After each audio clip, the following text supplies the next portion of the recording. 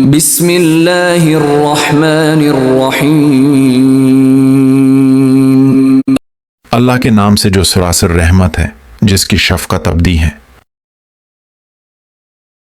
یہ آیات سورہ توبہ کے سوا قرآن پاک کے ہر سورہ کے شروع میں بالکل اسی طرح آئی ہے جس طرح یہاں ہے، لہٰذا یہ قرآن کی آیات تو یقینا ہے اور اس کی صورتوں کے شروع میں اسی طرح نازل ہوئی اور اللہ تعالی کے حکم سے لکھی گئی ہے، لیکن اپنے اس محل میں سورہ فاتحہ سمیت کسی بھی سورہ کی آیت نہیں ہے، بلکہ ہر جگہ سورہ سے الگ اپنی ایک مستقل حیثیت رکھتی ہے۔ Welcome to Faith Hub، ہدایت کی طرف ایک قدم۔ سورہ الفاتحہ آیات 7، نزول وحی کی جگہ مکہ۔ سورت کا نام الفاتحہ اس کے مضمون کی مناسبت سے ہے۔ فاتحہ اس چیز کو کہتے ہیں جس سے کسی مضمون یا کتاب یا کسی شے کا افتتاح ہو۔ دوسرے الفاظ میں یوں سمجھیے کہ یہ نام دیباچہ اور اغاز کلام کے ہم معنی ہے۔ یہ نبوت محمدی صلی اللہ علیہ وسلم کے بالکل ابتدائی زمانہ کی صورت ہے، بلکہ معتبر روایات سے معلوم ہوتا ہے کہ سب سے پہلی مکمل صورت جو محمد صلی اللہ علیہ وسلم پر نازل ہوئی وہ یہی ہے۔ اس سے پہلے صرف متفرق آیات نازل ہوئی تھیں جو سورہ علق، سورہ مزمل اور سورہ مدثر وغیرہ میں شامل ہیں۔ دراصل یہ سورہ ایک دعا ہے جو خدا نے ہر اس انسان کا سکھائی ہے جو اس کتاب کا مطالعہ شروع کر رہا ہو۔ کتاب کی ابتدا میں اس کو رکھنے کا مطلب یہ ہے کہ اگر تم واقعی اس کتاب سے فائدہ اٹھانا چاہتے ہو تو پہلے خدا وند عالم سے یہ دعا کرو۔ انسان فطرتاً دعا اسی چیز کی کیا کرتا ہے جس کی طلب اور خواہش اس کے دل میں ہوتی ہے، اور اسی صورت میں کرتا ہے جبکہ اسے یہ احساس ہو کہ اس کی مطلوب چیز اس ہستی کے اختیار میں ہے جس سے وہ دعا کر رہا ہے۔ الحمد للہ رب العالمین۔ شکر اللہ ہی کے لیے ہے عالم کا پروردگار۔ اصل میں لفظ الحمد استعمال ہوا ہے۔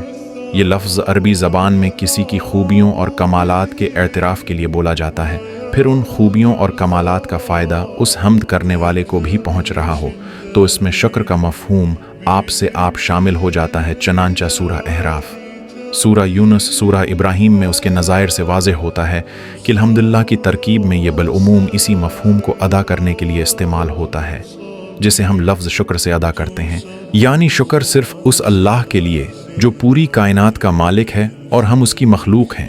ہم دنیا میں قدم نہیں رکھتے کہ ہماری پرورش، نگہداشت اور تربیت کا پورا سامان اس مالک کی طرف سے تیار ہے، پھر جب تک ہم زندہ رہتے ہیں اس چیز کا مشاہدہ کرتے ہیں کہ سورج، چاند، غرض یہ کہ کائنات کے ہر چھوٹے بڑے عناصر ہماری ہی خدمت کے لیے سرگرم عمل ہیں۔ رب العالمین یہاں اسی حقیقت کی تعبیر ہے۔ الرحمن الرحیم۔ سراسر رحمت جس کی شفقت ابدی ہے۔ اصل میں لفظ رحمان اور رحیم استعمال ہوئے ہیں۔ یہ دونوں اگرچہ رحمت ہی سے صفت کے صیغے ہیں، لیکن معنی کے لحاظ سے دیکھیں تو ان میں واضح فرق ہے۔ ان میں سے ایک خدا کی رحمت کے جو شوخروش کو ظاہر کر رہی ہے، اور دوسری اس کے دوام و تسلسل کو۔ بندہ جب بھی اسے پکارتا ہے وہ اس کی دعاؤں کو سنتا ہے اور اس کی دعاؤں اور حاجتوں کو شرف قبولیت عطا کرتا ہے۔ پھر اس کی رحمت صرف اس چند روزہ زندگی کے لیے نہیں ہے، بلکہ جو لوگ اس کے بتائے ہوئے راستے پر چلتے ہیں ان کے لیے رحمت ایک ابدی اور لازوال زندگی میں بھی ہوگی جو کبھی ختم ہونے والی نہیں ہے۔ اس کی رحمت کا جوش ہے کہ اس نے ہمیں پیدا کیا ہے، اور اس رحمت کا دوام و استمرار ہے کہ اس کا فیضان برابر ہمیں پہنچ رہا ہے۔ مالک یوم الدین، جو روز جزا کا مالک ہے۔ یہ اس کی پروردگاری اور اس کی رحمت کے دوام و استمرار کا تقاضا ہے کہ وہ ایک دن اپنی عدالت برپا کرے، چنانچہ وہ اسے برپا کرے گا، اور بالکل اسی طرح برپا کرے گا کہ اس دن سارا زور و اختیار صرف اسی کو حاصل ہوگا۔ سب کے سر اس کے سامنے جھکے ہوں گے اور کسی کو اختیار نہیں ہوگا کہ اس کے سامنے زبان کھول سکے۔ ہر معاملے کا فیصلہ وہ خود کرے گا اور کوئی اس کے فیصلے پر کسی بھی پہلو سے اثر انداز نہ ہو سکے گا۔ ایاک نعبد و ایاک نستعین، ہم تیری ہی عبادت کرتے ہیں اور تجھ ہی سے مدد چاہتے ہیں۔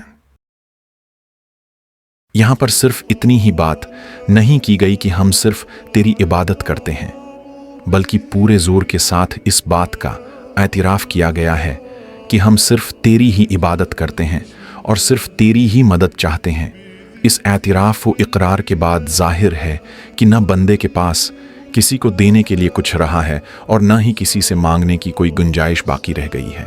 چنانچہ خاص عبادت کے معاملے میں بھی اور زندگی کے دوسرے معاملات میں بھی وہ اللہ ہی سے مدد کی درخواست کرتا ہے، اور سورت کی ابتدا جس جذبہ شکر کے اظہار سے ہوئی ہے غور کیجیے تو یہ اس کا لازمی نتیجہ ہے جو اس اعتراف و اقرار کی صورت میں بندے کی زبان پر جاری ہو گیا ہے۔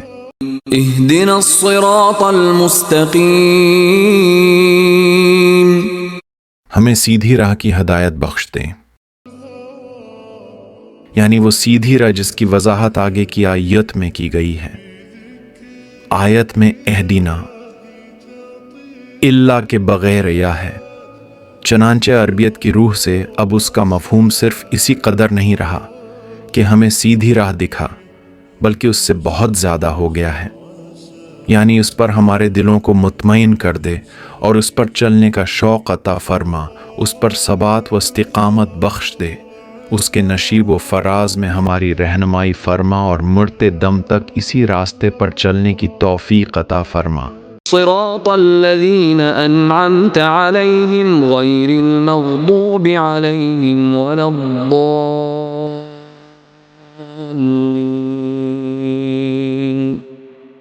ان لوگوں کی راہ جن پر تو نے عنایت فرمائی ہے اور جو نہ مغضوب ہوئے ہیں اور نہ راہ سے بھٹکے ہیں۔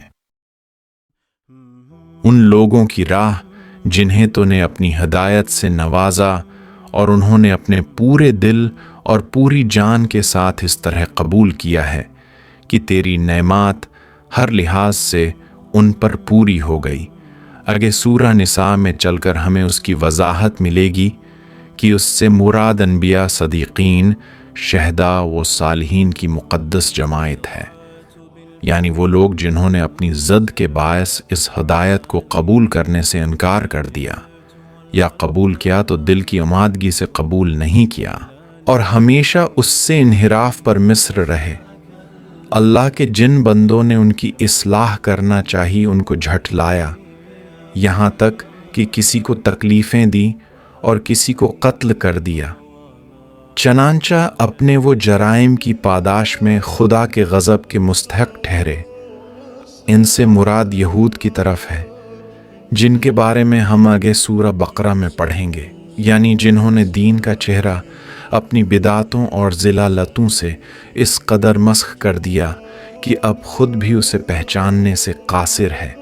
اس سے مراد سیدنا مسیح علیہ السلام کے پیرووں کی طرف ہے، جن کے بارے میں آگے سورہ العمران میں پڑھیں گے۔